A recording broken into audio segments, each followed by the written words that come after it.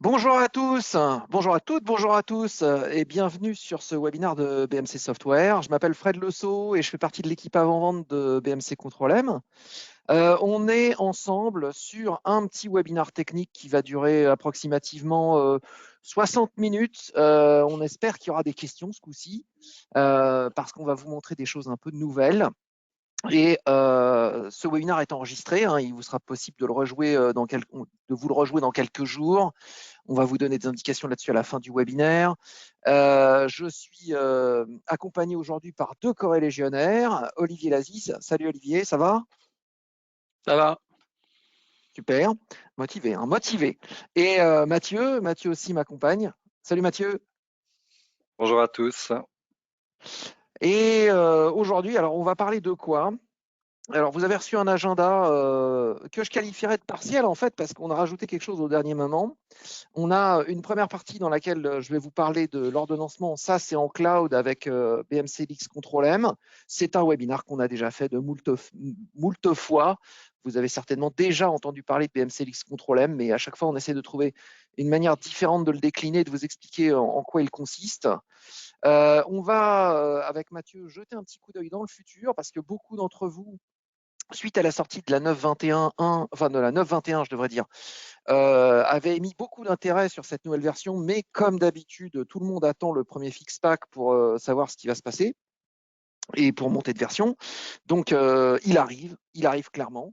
On vous donnera toutes les indications. Et dans la dernière partie du webinaire, on va vous parler d'un nouveau module qui va sortir en 2023 et dont le nom partiel est Control M Data Health. Alors, ce n'est pas le nom final.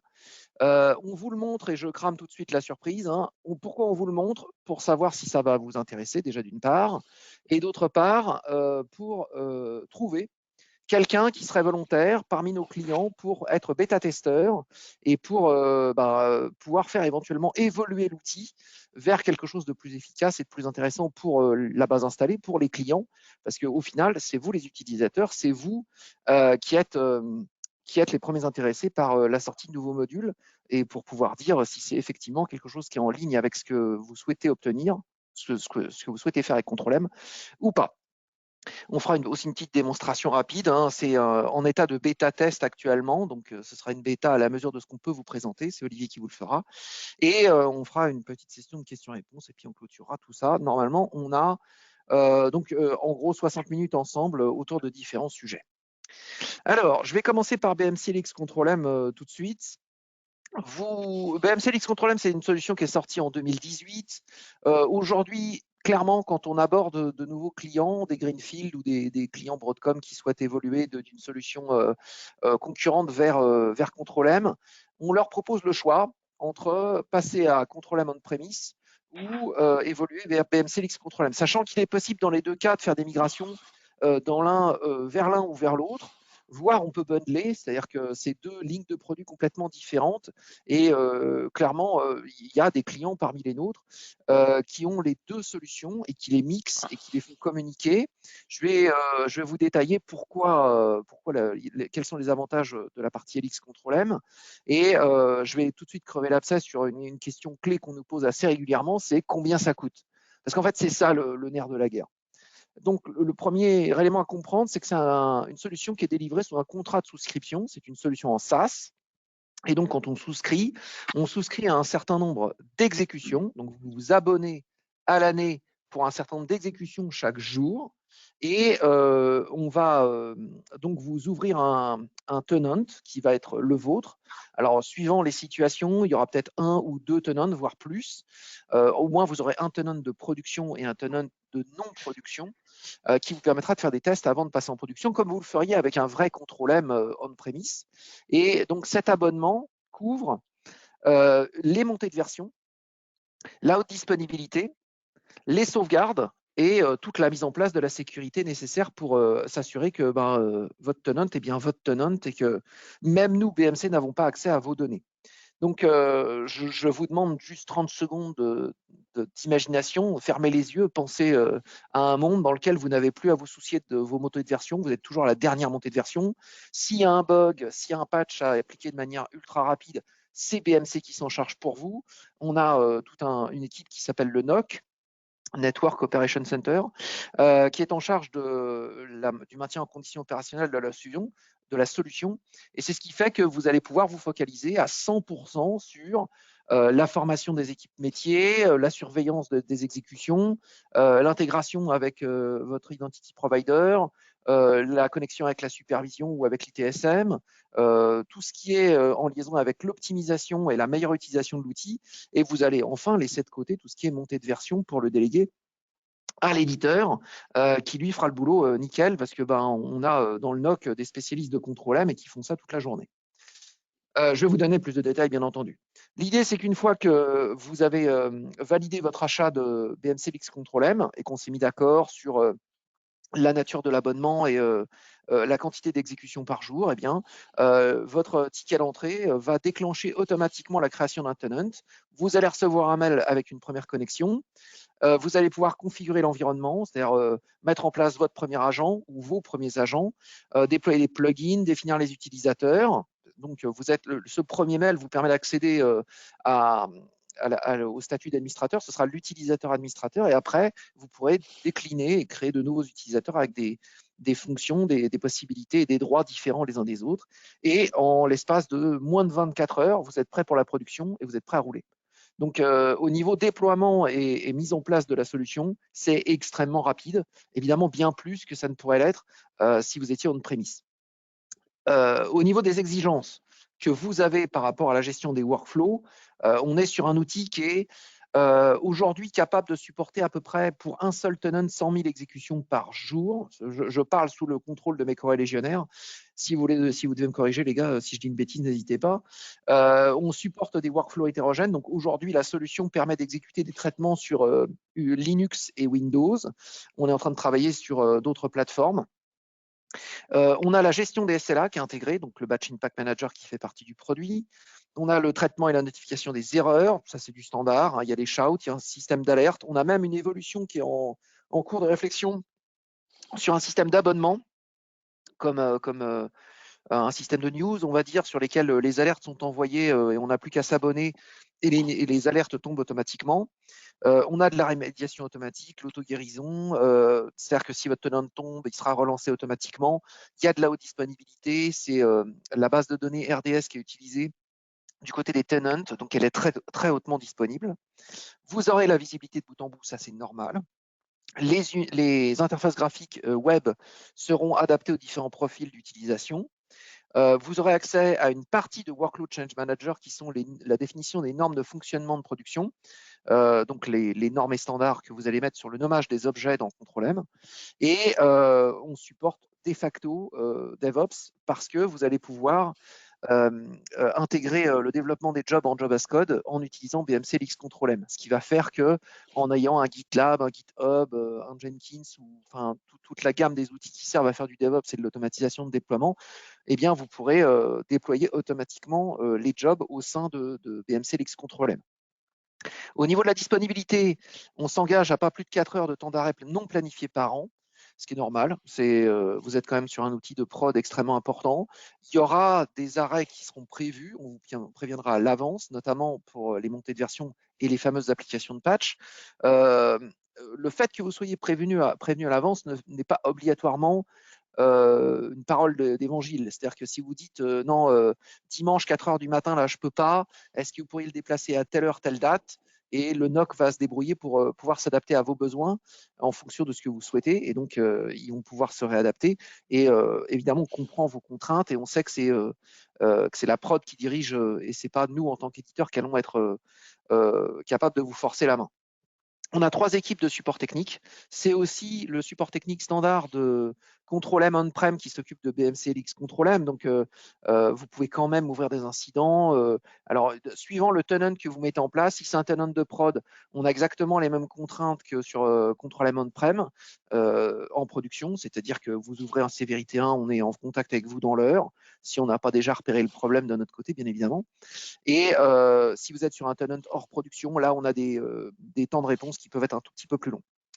On vous envoie les notifications 3 semaines avant la maintenance planifiée, ce qui vous permet de réagir. La seule contrainte qui vous incombe, c'est celle de l'installation des agents de BMC-LX Control M. Concrètement, ça veut dire quoi? Ça veut dire qu'il faut télécharger un package et l'installer sur Windows ou sur le Linux que vous souhaitez automatiser. Les agents sont supportés 18 mois. Ce qui veut dire qu'au bout de 18 mois, on va vous dire gentiment qu'il faut faire l'opération de montée de version des agents.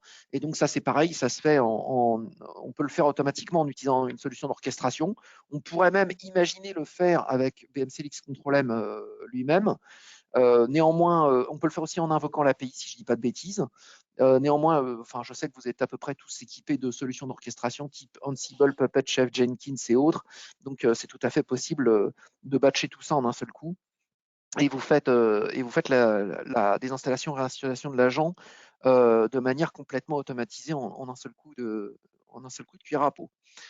Le seul prérequis des agents, et on va revenir sur ce point de détail et qui est très important dans les slides à venir, c'est que l'agent, pour fonctionner, a besoin de sortir uniquement vers l'Internet de manière à pouvoir se connecter vers un service qui s'appelle SQS et qui permet l'abonnement à des JMS, des messages JMS, qui sont le mode de communication des agents vers le control M serveur qui est stocké dans le tenant.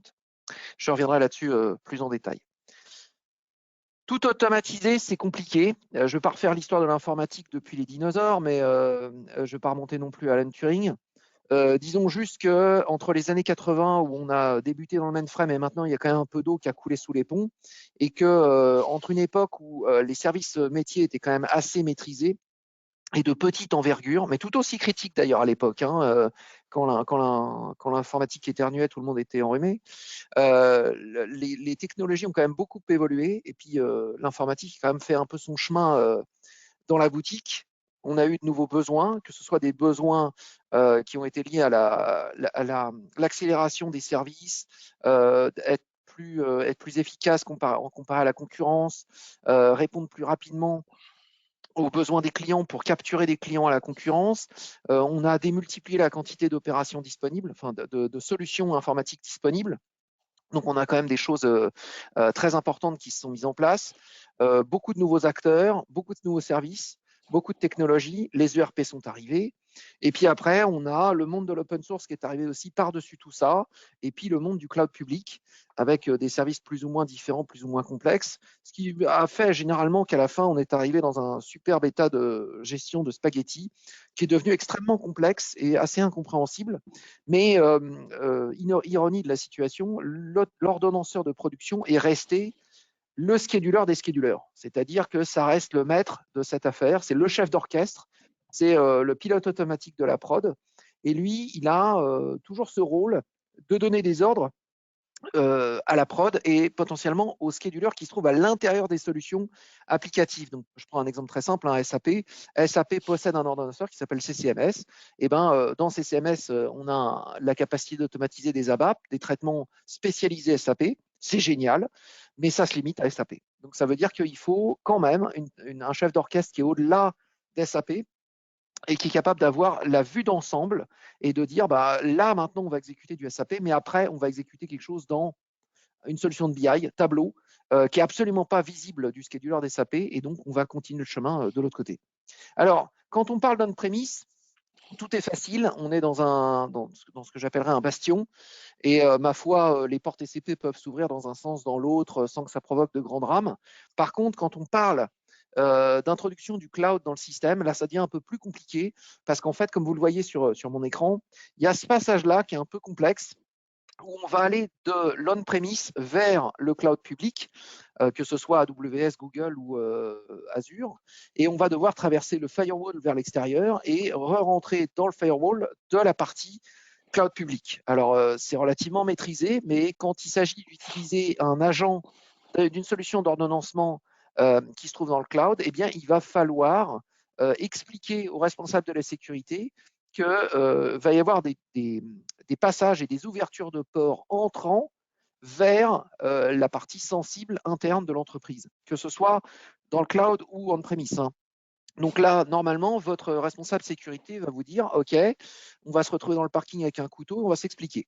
Donc en gros, c'est une manière différente de dire non, clairement.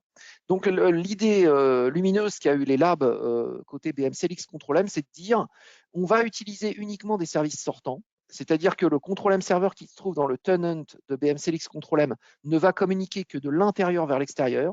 Et de la même manière, les agents, où qu'ils soient installés, vont communiquer de l'intérieur vers l'extérieur. Et ils vont aller où? Ils vont aller se connecter à AWS SQS, qui est donc pour simplifier la notion de JMS, c'est un système de poste restante.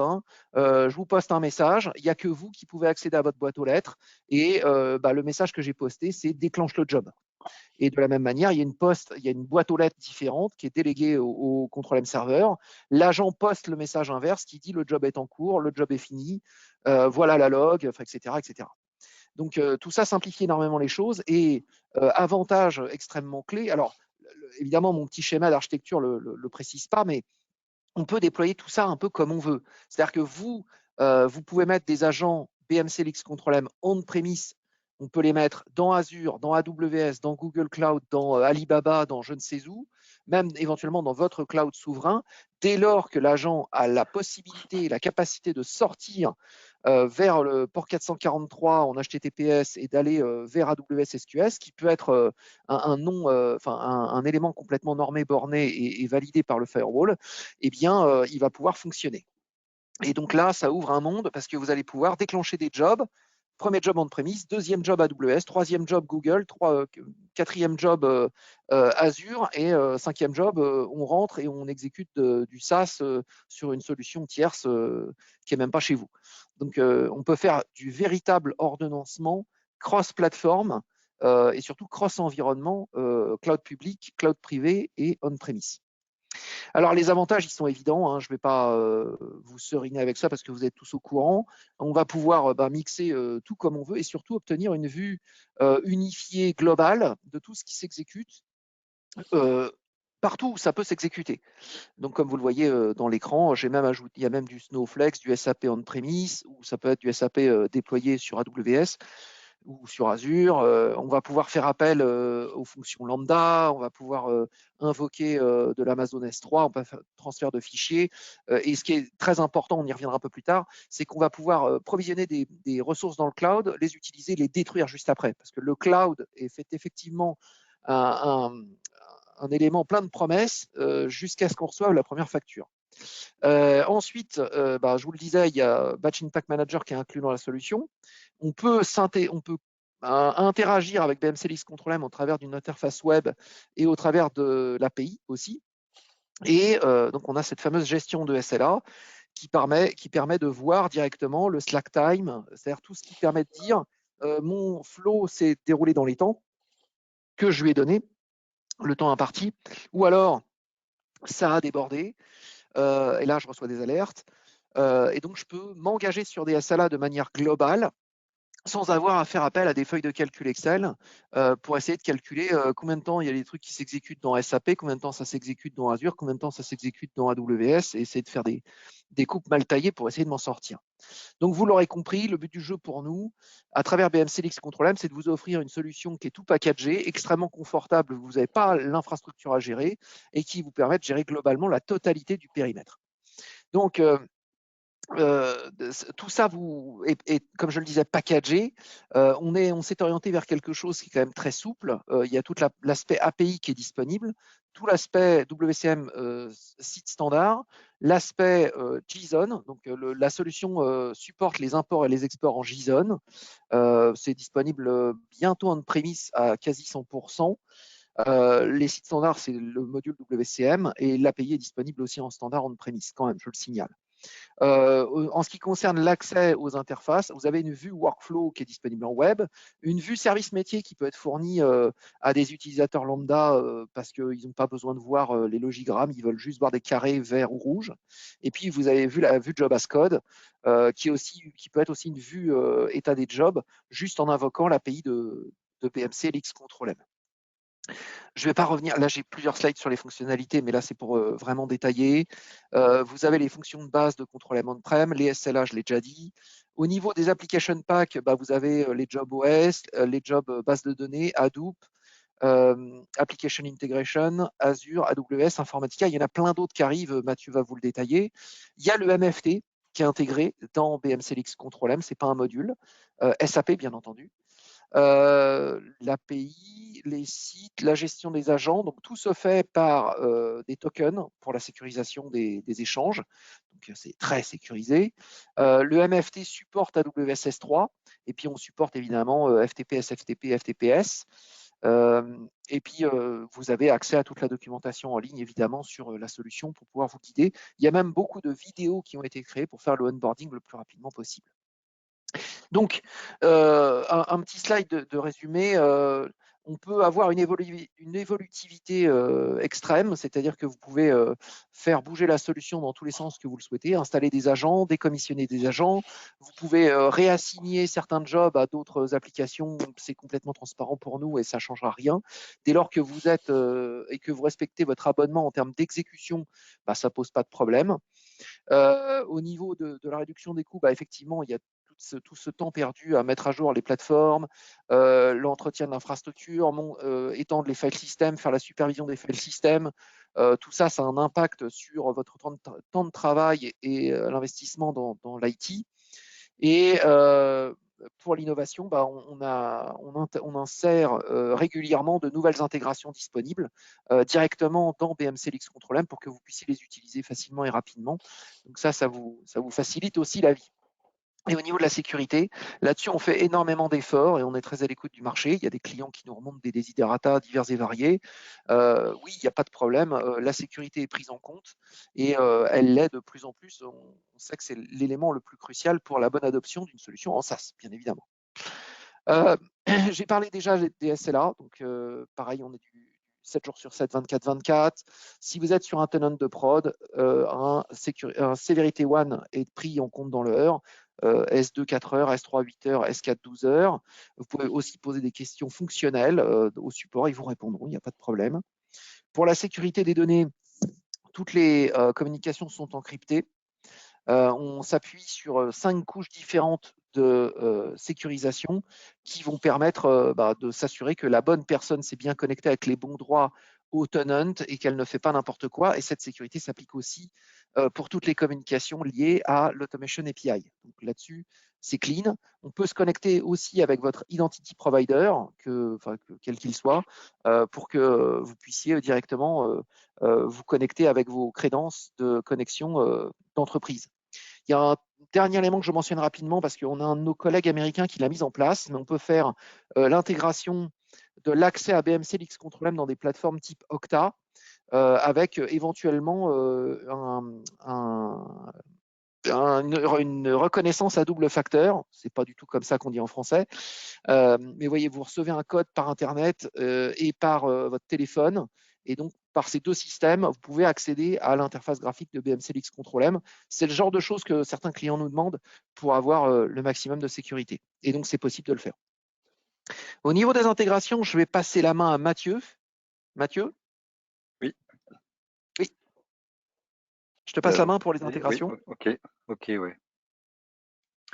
Donc, dans LX Control M, chaque mois, il y a des nouvelles intégrations qui sont publiées. Donc, c'est l'accès à l'innovation immédiat. Donc, il y a alors ici, vous voyez Airflow, donc déclencher des DAG, Automation Anywhere, déclencher des workflows RPA qui sont définis dans le Cloud Automation Anywhere. Trifacta, c'est de la data.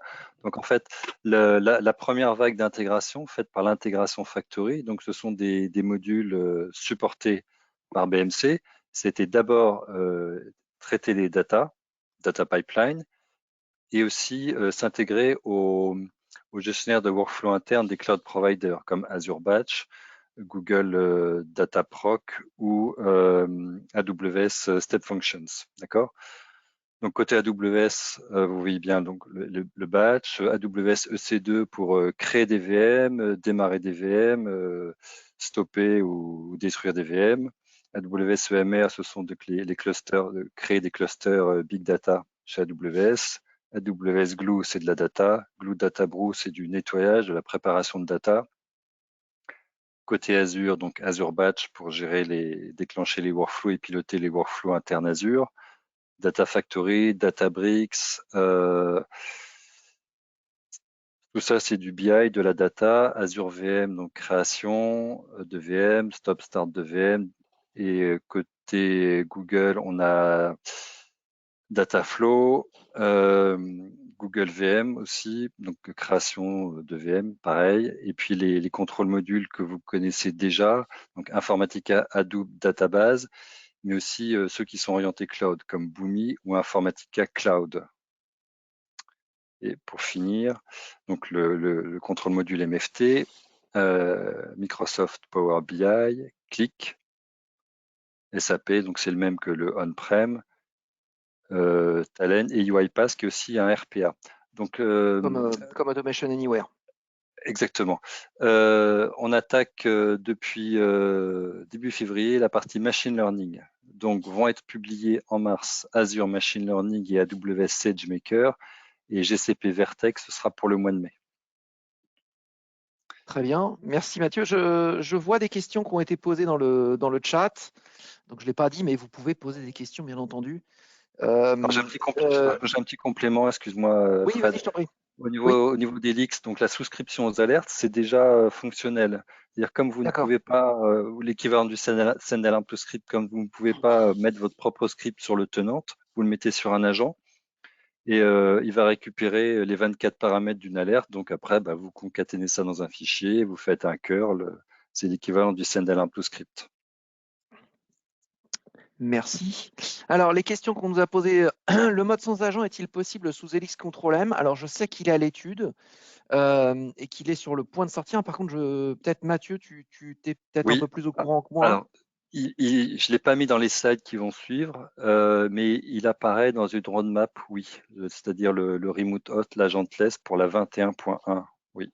Ouais. Sachant qu'il y a des clients, ou c'est peut-être l'Integration Factory, qui a déjà travaillé sur un script qui est capable de faire de l'agentless sous BMC Elix Control M.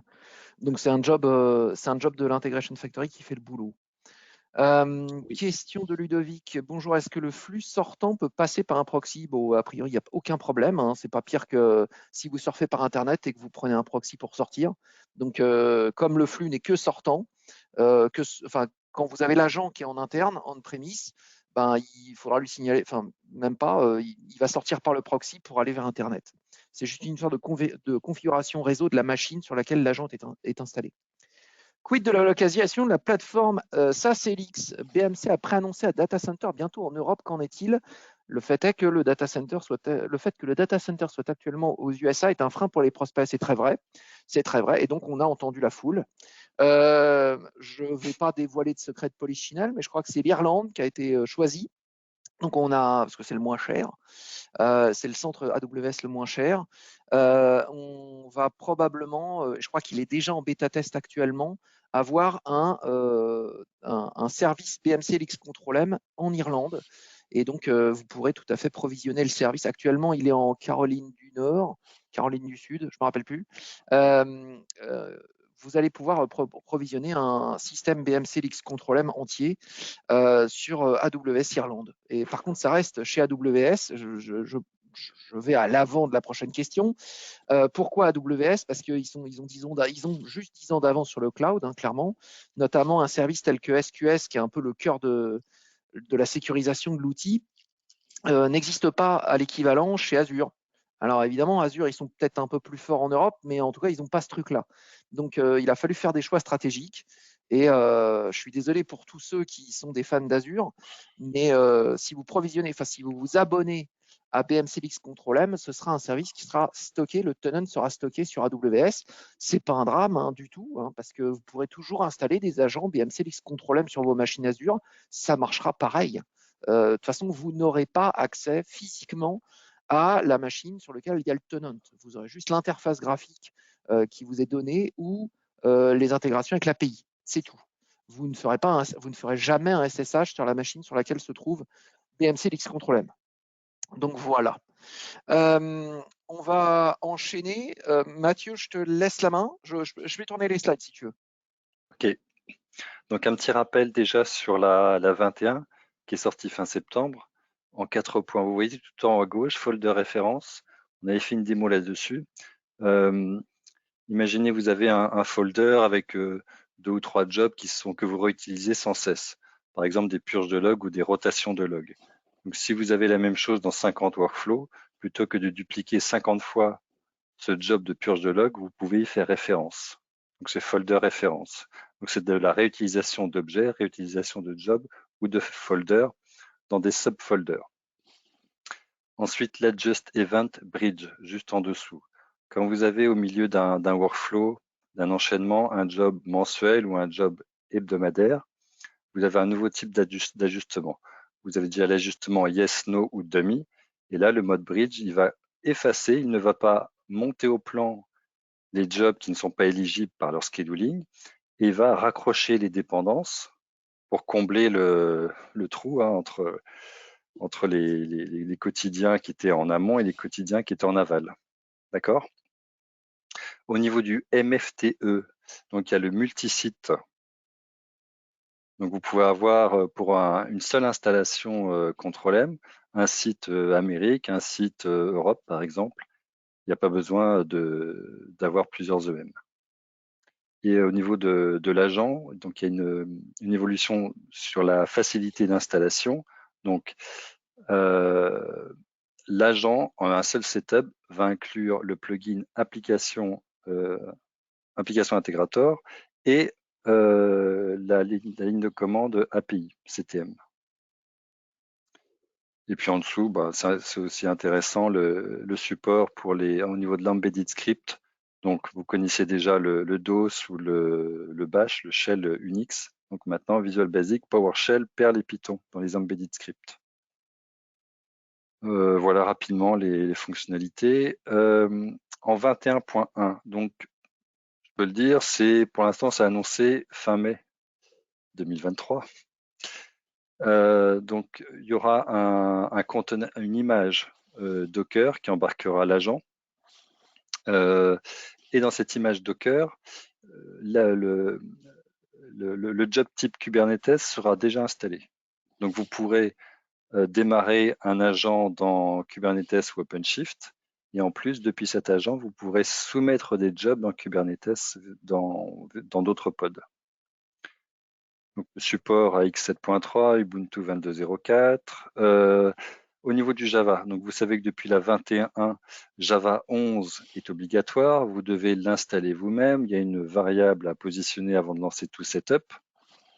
Donc maintenant, on va supporter Java 17 et on va aussi enlever des contrôles sur l'origine de l'OpenJDK. Parce qu'il y a N fournisseurs d'OpenJDK, Red Hat, Adopt, enfin Eclipse, il y en a Oracle. Donc là, il n'y aura plus de contrôle de l'éditeur du Java. Au niveau des job templates, Excuse-moi, pardon. Mathieu, on a une petite question. L'agent Ouais. Docker est-il disponible, je suppose, en V20? Oui, alors il y a un Dockerfile qui est fourni.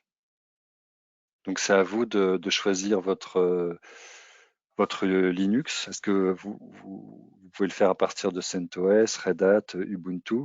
Il y a un seul Dockerfile qui est fourni, pas plus. Plus les scripts que vous mettez dans l'entry point pour maintenir le pod toujours démarré. D'accord? Ok. Vous pouvez revenir vers nous. Hein. C'est disponible là, sur le github.com. Oui, sur le GitHub public, oui. On a des clients qui font tourner ça en 9.19, en 9.20. Pas mal d'exemples. Hein. Concernant les job templates, alors je l'ai pas vu en démo, mais si vous avez par exemple un job OS où il y a toujours les mêmes 4 ou 5 champs remplis, vous pouvez en faire un template et le réutiliser. Donc ça apparaîtra dans le job palette et ça fait gagner un petit peu de temps au niveau de la conception. Et entre guillemets, fonction qui revient, hein, c'est-à-dire que c'était une vieille fonction qui existait dans la version 7, 8 et qu'on réadapte dans l'interface web, je pense. Okay. Excuse-moi, je continue. Les utilitaires sur l'agent. Donc actuellement, par exemple sur Helix, ces utilitaires n'existent pas. Donc, par exemple, CTM Create, ça permet de créer à la volée une définition de job dans la JF qui est valable pour une seule exécution. Donc, ces utilitaires, ils vont être exécutés sur le control-M serveur, mais depuis l'agent, l'agent va ouvrir un tuyau pour faire appel à ces utilitaires-là. Donc, en fait, ce sera une sorte d'alias de l'API. Au niveau de l'interface web, donc pour les jobs cycliques, il y aura une petite icône pour notifier qu'un job est cyclique dans un smart folder. Nouveau database support, donc au niveau d'Azure et de GCP, avec le mode SSL. Ensuite, Fred. Au niveau de l'interface web, donc la partie job versionning qui existe sur les clients lourds est rapatriée sur l'interface web. Les substatuses. Donc, quand vous avez un job qui est en executing dans Control-M, il peut avoir des statuts particuliers dans SAP ou dans Airflow. Donc, au niveau de l'icône, il y aura un indicateur pour préciser son statut dans l'application SAP ou Airflow.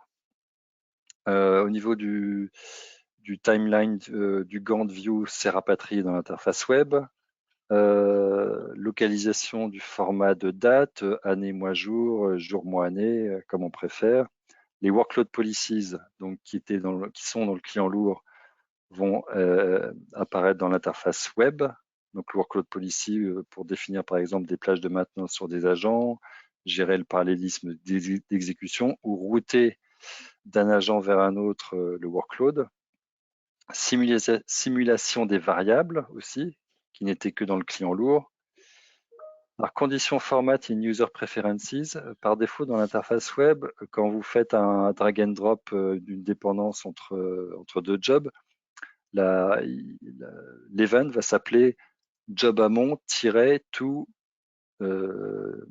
job aval. Job aval, voilà, dans ce sens-là. Alors que dans le client lourd, vous pouvez définir vos propres normes. Donc, comme ça, vous pourrez maintenant dans l'interface web définir vos propres normes.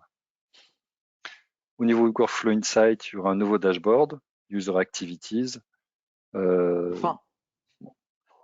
Dans Helix, support. Alors, la partie Helix, notamment la partie Remote Host, le but, c'est de combler le gap pour permettre aux clients de migrer plus facilement du on-prem vers le Helix. D'accord? Donc, par exemple, support pour le Dual Connection Profile, pour le MFT, qui n'existait pas dans Helix. Le support des folders de type regular. Donc, actuellement, l'outil de migration, il convertit tous les regular folders en smart folders. Ce ne sera plus le cas. Le support des exports-imports en XML.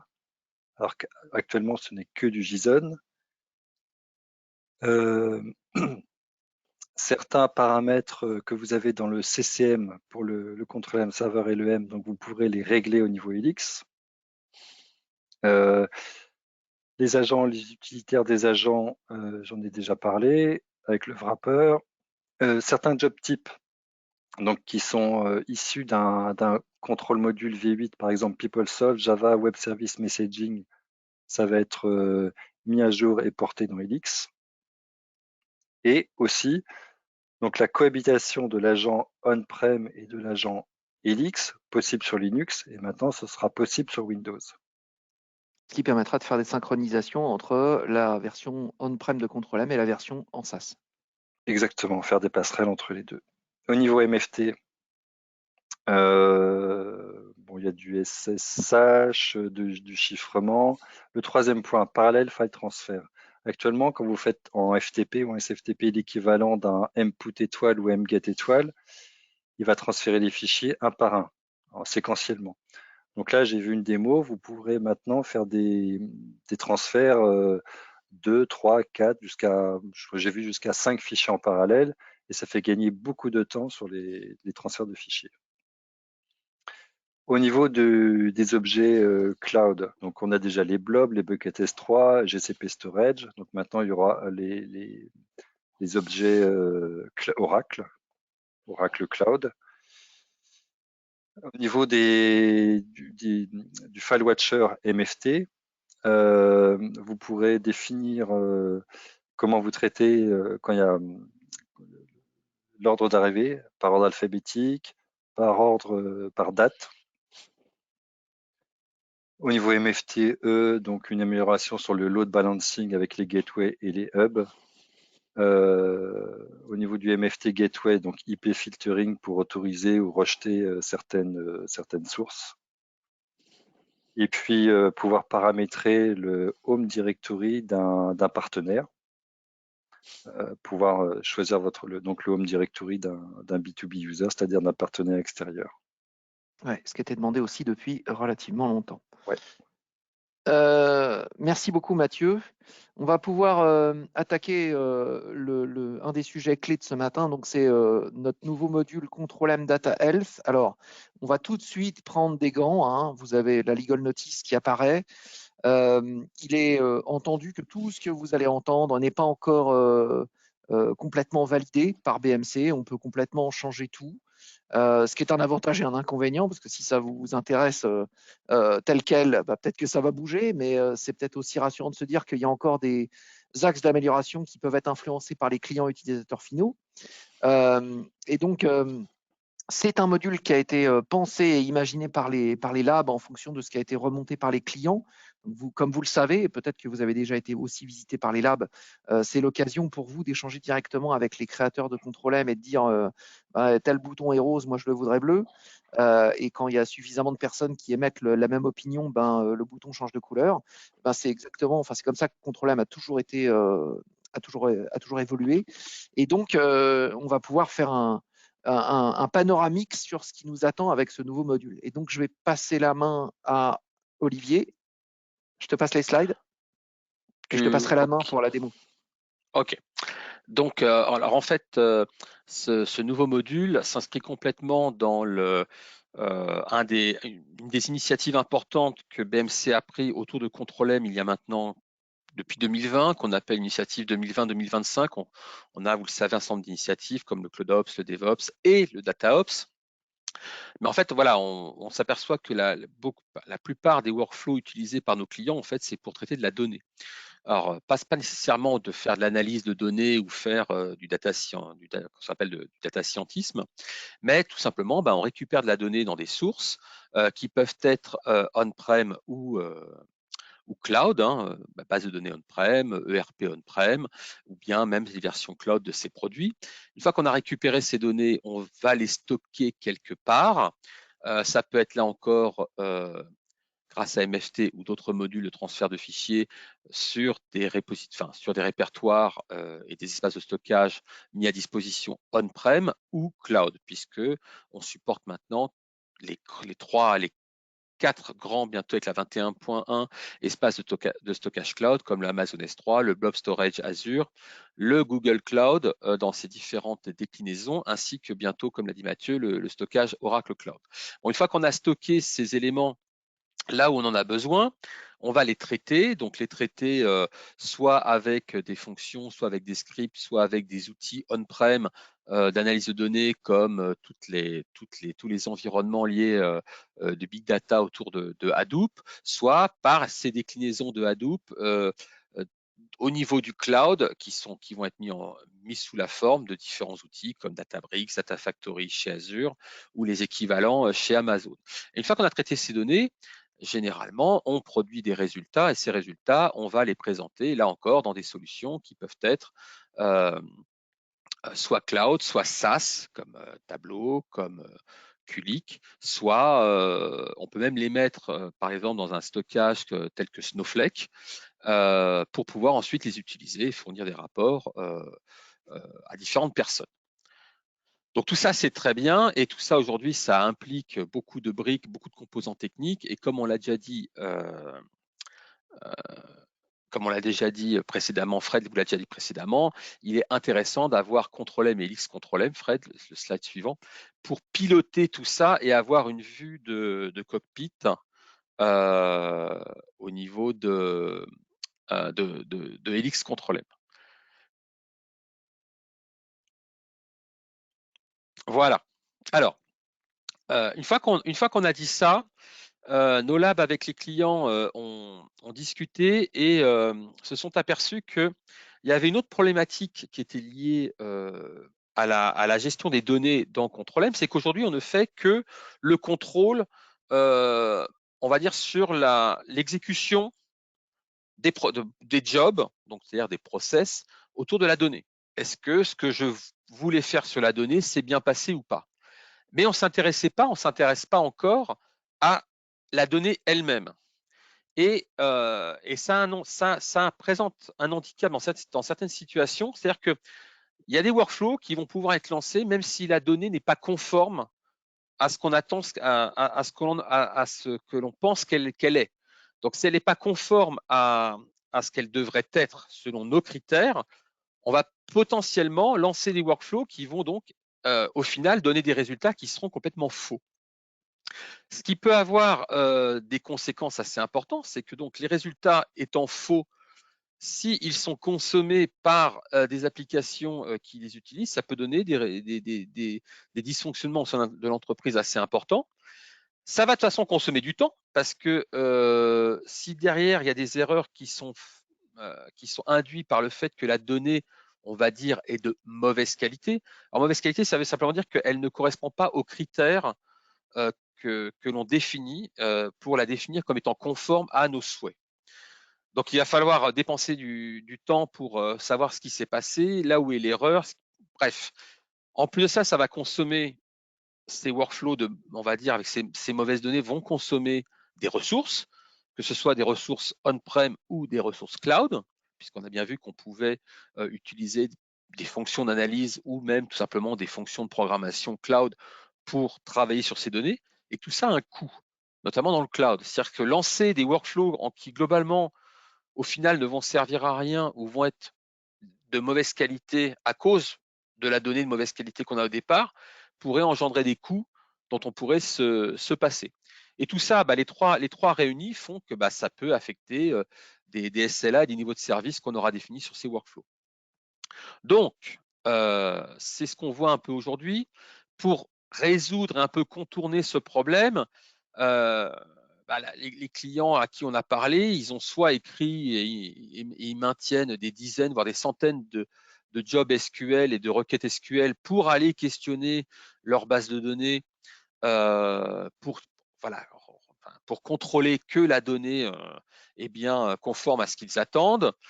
Sinon, ils vont utiliser des outils. Il y a des outils du marché qui permettent de faire du contrôle de données et Control-M s'intègre avec ces outils, par exemple Informatica. Le seul problème, c'est que ces outils, ils vont simplement, les gens qui vont pouvoir utiliser et regarder ces outils vont juste avoir, on va dire, un aspect technique sur la donnée. C'est-à-dire qu'ils ne vont pas avoir l'impact et la vue d'ensemble de tout le process qui est associé à la donnée. Donc nous, ce qu'on va voir dans la démo que je vais faire ensuite, c'est que contrairement à ce type d'outil qui va vous dire cette donnée n'est pas conforme à la règle que tu m'as définie, nous derrière on va voir les impacts que ça a sur l'ensemble du process derrière, qui ne va pas inclure nécessairement que des process liés à ce type d'outil. Et puis sinon, il y a beaucoup de clients qui ont développé des outils en interne et qui doivent les maintenir et que ça coûte très cher. Donc la solution que BMC est en train de développer, donc qui sera en bêta test au mois de mai, s'appelle pour l'instant Control-M Data Health et dont le nom pourra changer. Alors c'est un module SaaS qui pourra être appelé à partir d'Helix Control-M ou de Control-M on-prem et qui va, dont l'objectif est d'inclure des job types de type data control, donc qui vont permettre de contrôler la donnée elle-même, la valeur de la donnée en elle-même, voilà, et ce qui va permettre, suite à des conditions qui vont être définies, soit d'éviter de lancer les étapes suivantes d'un workflow si les données que l'on a vérifiées ne sont pas conformes à ce qu'on en attend. Donc, on va éviter de perdre du temps et des moyens. On va arrêter les workflows si c'est possible. Soit on va prévenir, on va prévenir les responsables des données pour leur dire attention, il y a un problème sur la donnée, on a quand même des workflows et des process métiers qui sont associés, il y a peut-être quelque chose à faire. Donc, on pourra envoyer des emails, on pourra envoyer des messages donc, aux différentes personnes qui sont responsables des ensembles de données avec lesquels on travaille.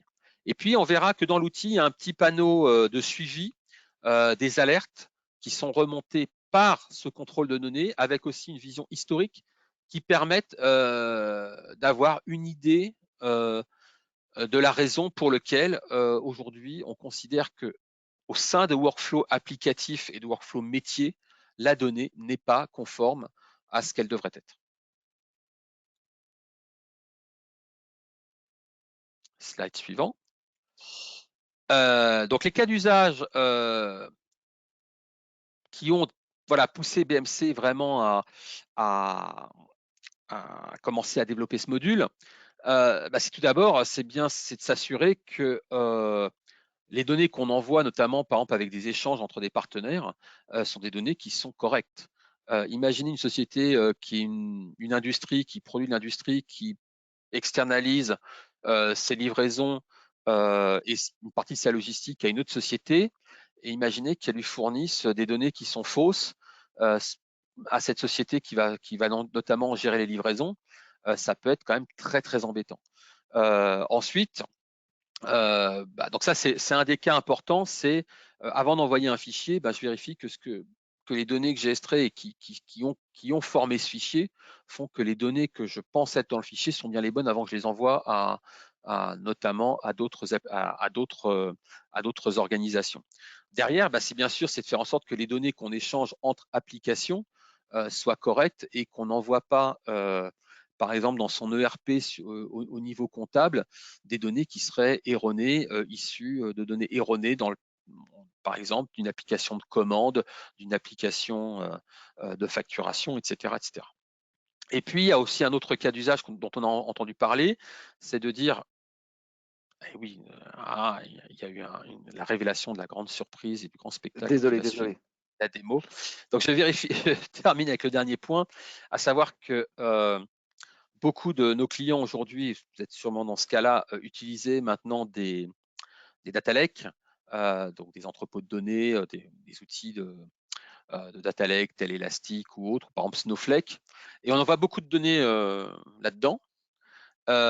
Et nos clients nous disent, oui, mais en fait, ces données, on les envoie dans ces data lakes, on va les utiliser derrière pour faire des calculs et autres. Mais en fait, est-ce qu'on est vraiment sûr qu'on envoie de la donnée pertinente, de la donnée récente et pas de la donnée obsolète qui, globalement, à la fin, vont biaiser complètement les calculs et les process qu'on va faire sur ces données.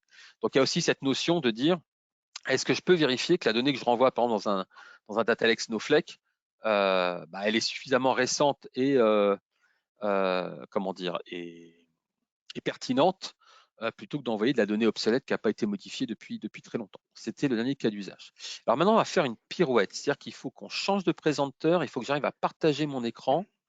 Alors, bouge Attention. pas, je vais te transformer en présenteur. Tac, et paf. Voilà. Là, tu vas avoir un... Attends, when ready, show my screen. Je vais... Tu choisis l'écran que tu vas partager. Oui, c'est parti. Voilà. Est-ce que vous voyez mon écran? Oui, on voit ton écran. Youpi. Donc, alors, voilà. Alors, on vous parle de ce module parce qu'on cherche des bêta-testeurs. C'est très important. Ce module, il est en développement. Donc, ce que je vous montre là, en gros, c'est je vous montre l'esprit du module. Il ne faut pas s'attendre à ce qu'il soit aujourd'hui encore complètement développé et abouti. Simplement, on vous montre l'esprit et on essaye de vous donner envie pour participer à la campagne de bêta-test qui doit commencer en mai. On est bien d'accord là-dessus, j'espère. Donc, en fait, oui. C'est limpide. Bon, alors on y va. Ça, c'est un Control-M ou un Helix Control-M. Alors, la version minimale, c'était la 9.20.200, je crois. Je crois aussi. Enfin, voilà. Donc, il faut quand même avoir une version assez récente. Et donc, bon, voilà, ça les gens qui utilisent aujourd'hui l'interface web sur des versions récentes, ils connaissent ce genre de choses. Je suis dans l'onglet planning. J'ai développé un certain nombre de workflows. Donc là, j'ai un workflow tout simple. Je récupère des données liées à des commandes. Alors, voilà, je récupère des données liées à des commandes. Et puis, pour que ce soit un peu limpide, je referme.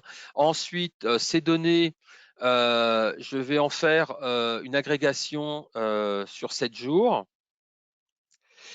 Et je fais de l'analyse de données sur ces données de 7 jours. Je récupère des résultats.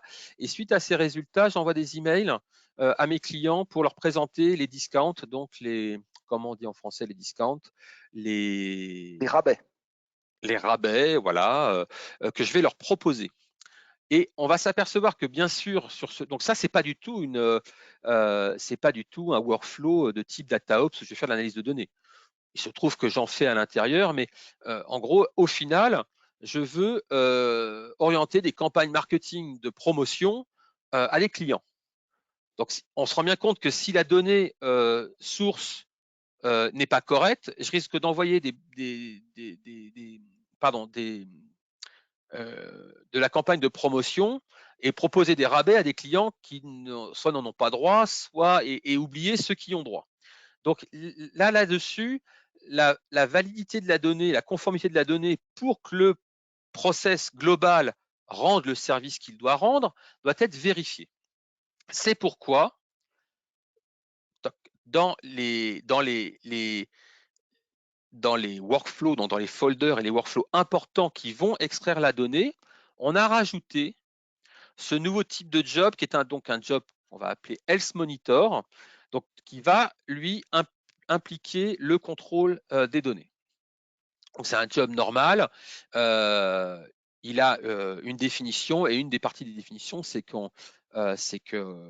voilà, on doit donner un ID. Pour l'instant, c'est un ID. Je pense qu'il y a moyen de travailler pour que ce soit présenté de façon peut-être un peu plus friendly, qui va être en gros la définition du contrôle qu'on va faire au-dessus de la donnée. Donc ça, c'est l'utilisation au final de l'outil. Je vais inclure des jobs de type contrôle de données au sein de mes workflows. En résultat, qu'est-ce qui va se passer alors, il va se passer que si… Il y aura dans le futur un nouveau domaine. Hein, Voilà, j'y viens après. Je continue mon utilisation. Donc, qu'est-ce qui va se passer dans la réalité? Si ici, à un moment, mes jobs de contrôle de données tombent en échec, parce que la donnée aura été contrôlée comme n'étant pas conforme à ce que je veux, on aura différentes options et une des options sera de ne pas réaliser la suite du workflow global dans lequel ils sont inclus. Donc ça veut dire, que… Alors, il y a une autre possibilité qui est juste d'alerter les personnes donc, qui sont responsables des données. Mais pour l'instant, là, dans cet exemple, c'est tous les ETL ont bien fonctionné. Ah, mais les contrôles de données ont montré que les données extraites de ces ETL ne sont pas conformes à ce que j'attends, donc je bloque la suite de mon process. Alors, comment c'est défini et comment est-ce qu'on peut avoir plus d'informations sur ce qui se passe en plus de l'output? Donc, on aura un nouvel onglet qui s'appellera soit Data Health, soit Data Ops, soit Data Quality, enfin, quelque chose qui reste à définir, et qui, là où les workflows contiennent des jobs de type Data Monitor, on va avoir une vue globale, un peu high level de ces workflows. Et c'est à ce niveau-là qu'on va pouvoir, définir les datasets sur lesquels on va lancer derrière des conditions sur lesquelles on va travailler. Alors l'outil aujourd'hui, on a commencé à travailler sur extraire des données des bases SQL, mais dans sa version finale, on va dire, dans sa version qu'on pense mettre en disponibilité à nos clients, on souhaite aussi contrôler le contenu de fichiers qui peuvent être sous différentes structures, du JSON, du CSV, etc. On ne veut pas uniquement se contenter de checker les données en base. Pour l'instant, on va dire que ce qu'on fait aujourd'hui dans la démo, c'est de la base de données. Alors donc derrière, on peut définir, et on voit ici qu'on va avoir défini différentes, donc on aura différents contrôles qui vont être faits et qui ont entraîné, on peut voir des alertes de différentes criticités. Donc si je clique ici, on voit qui a créé, donc excusez-moi, il y a un reminder qui s'affiche, hein, voilà, et qui m'embête. Sinon, voilà. Donc on voit qui a créé le moniteur. On va pouvoir derrière éditer le moniteur, et donc le moniteur, on va pouvoir définir donc le dataset, tout un tas d'actions, et on peut ici par exemple rajouter une métrique soit en sélectionnant l'ensemble du dataset qu'on aura défini auparavant, soit en sélectionnant un champ. Donc un dataset, ça veut dire quels sont les champs dans une base de données ou dans un fichier que je souhaite contrôler. Donc ce champ, c'est pas possible. Donc ce champ, ça peut être, donc ici c'est lié à une table qui s'appelle order, commande. Donc ce champ, ça peut être l'order ID tel qu'on l'a défini aujourd'hui. Donc aujourd'hui, on a défini une condition sur le discount, c'est sur le discount rate. Je peux très bien, moi, définir, par exemple, sur un order customer ID, et derrière, j'ai tout un tas de fonctions de contrôle pour dire que je veux que cette valeur ne soit pas vide, par exemple. Donc, j'ai tout un tas d'éléments qui me permettent de définir, on va dire, des niveaux et donc des niveaux de contrôle autour de la donnée. Derrière, je vais associer à ce contrôle une sévérité. Si je considère bien sûr que le fait que la donnée soit pas bonne, qu'elle soit critique, je peux mettre critique, je peux mettre un warning, je peux mettre un niveau d'info. Les actions possibles aujourd'hui sont donc d'arrêter le workflow qui n'aille pas plus loin lorsque la validation de la donnée a échoué, ou bien je peux envoyer un mail, ou bien je peux envoyer une notification. Tout ceci, Olivier, je Olivier, sais qu'on excuse-moi. Non, il n'y oui, a pas de problème. Juste une petite chose, parce que la question se pose. Notre ami Bruno Infray met les pieds dans le plat, comme on aime. À propos du stockage de la donnée, en fait, je précise tout de suite, ce module n'enverra aucune donnée dans le cloud. En fait, il va lire les données, il va traiter les données, et ce qui est envoyé dans le cloud, c'est juste la donnée, les données moyennes brutes, ou en tout cas, aucune donnée n'est envoyée de l'utilisateur, du client vers le SaaS. C'est juste des agrégats de données qui sont envoyés pour faire du calcul. Et on ne sait pas ce qui est reçu. Il n'y a pas de libellés qui partent non plus. C'est juste la partie calcul du produit, le séquencement et les règles de calcul qui sont envoyées. Parce qu'en fait, il faut quand même des sacrés pétoirs pour faire fonctionner ce truc-là, surtout si on traite, je ne sais pas moi, par exemple, des choses qui font plusieurs millions de lignes. Donc l'agent va juste en local lire juste les colonnes intéressantes et envoyer ces éléments bruts à la partie SAS pour que la règle soit appliquée sur chaque ligne et éventuellement renvoyer des actions afférentes. Donc il n'y a pas de données sensibles envoyées, je le précise. voilà. Excuse-moi Olivier, continue. Donc, typiquement, ce que l'on va conserver, c'est juste un libellé de nom de champ avec une condition, et puis on va conserver les alertes qui ont été constatées, en fait, qui ont été calculées, constatées. Et puis on va aussi, c'est ce qui est prévu, conserver là encore autour du champ et de la métrique un historique. Donc il n'y a aucune donnée là qui est donnée, c'est juste des métriques autour de la donnée. Et ça, c'est pour la partie trouver facilement la cause et la route cause d'un Dysfonctionnement. dysfonctionnement. Au moins on a sur une analyse de tendance pour montrer que ce qui fonctionnait bien là et qui était à peu près dans les cordes parce que c'était en dessous de 0,1 alors que ce qu'on avait défini, je crois que c'était en dessous de 25, là d'un seul coup tel jour c'est monté au-dessus. Donc voilà aujourd'hui à peu Olivier, près l'esprit du module. excuse-moi, il y a une petite question qui est arrivée. Quels sont les critères de contrôle des données? Est-ce que tu peux remontrer dans l'interface cette partie-là? Oui. Alors attends. Pouf, je reviens ici. C'est comme si j'avais utilisé ce produit. Alors, on revient Qu'est-ce que c'est ici. intuitif? Voilà. Alors, donc le champ, on va sélectionner un champ. La métrique, on peut sélectionner différents types de métriques. Donc, soit le compteur de valeurs distinctes, soit un minimum, soit un maximum, soit une moyenne. Donc là, ça veut dire que ça, c'est des calculs Ouais. de type variance. Ça veut dire que c'est des calculs assez importants. Ensuite, la skewness coefficient, je ne sais absolument pas ce que c'est. Kurtosis coefficient, je ne sais pas ce que c'est non plus. Tout ça, c'est des méthodes S'il y a des statistiques statisticiens qui en parmi nous, faites-vous voilà, qui plaisir. en Faites anglais, déjà en français, je pense que ça m'aurait pas dit grand-chose, mais en anglais, ça me dit encore moins.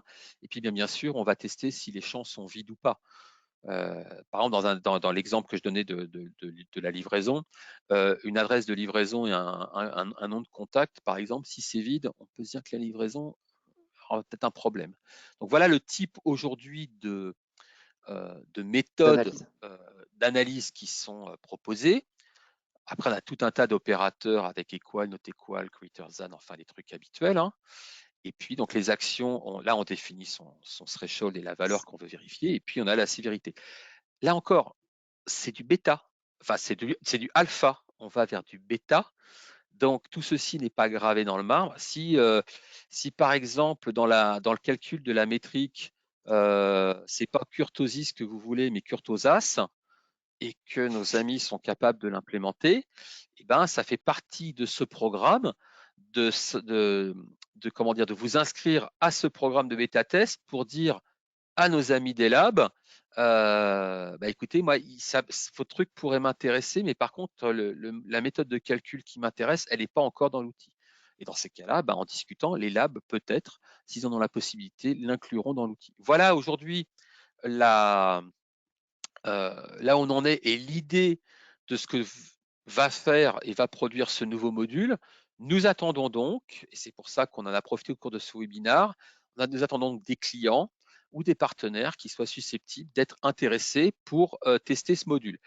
Donc, il faut être motivé, il faut fournir un environnement de test, il faut accepter que nos labs interviennent sur votre environnement de test pour y installer les binaires et tout ce qui fait fonctionner le module sur votre environnement.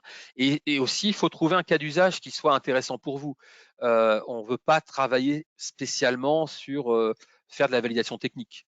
La validation technique, je veux dire, on peut la faire dans nos labs. Là, on cherche des clients qui auraient dans l'idée un cas d'usage réel pour lesquels ils penseraient en disant « Ah tiens, ce truc-là peut m'intéresser ».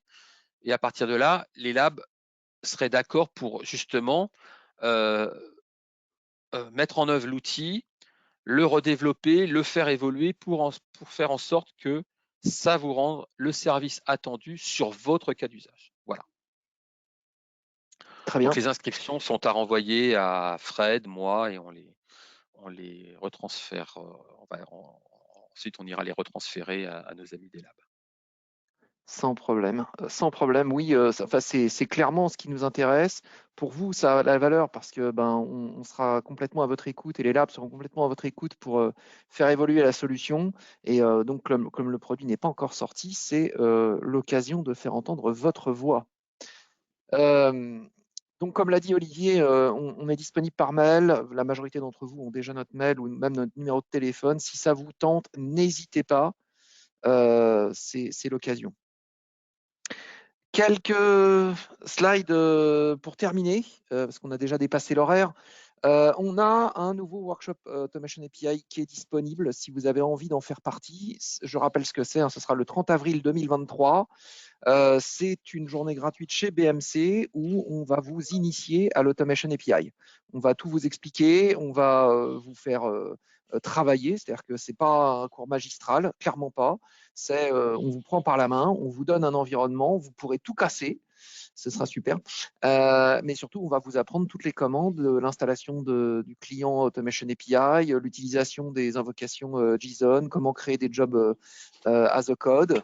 Donc, tout ça sera disponible. Vous serez face aux avant-ventes, donc vous pourrez poser toutes les questions que vous voudrez techniques autour de Kubernetes ou de l'utilisation de l'outil dans telle ou telle configuration, comment on fait du client Python, etc., etc. Donc, n'hésitez pas à revenir vers nous. On a des places disponibles encore. Et il y aura le déjeuner qui sera inclus. Et cette journée est gratuite, même si c'est même clairement du training. Voilà. Donc, si vous voulez participer à la bêta, si vous voulez vous inscrire à l'Automation API Workshop, vous pouvez contacter donc Mathieu_petit@bmc.com ou Olivier @laziz@bmc.com ou moi-même, Frédéric_lesaut.com @bmc.com ou même votre commercial, et ils retransmettront vers nous et on pourra vous brancher avec les bonnes personnes pour faire avancer le schmilblick. Merci beaucoup à tous. J'espère que ce webinaire vous aura intéressé. On se revoit très prochainement. On fera certainement un contrôle MD une fois de plus.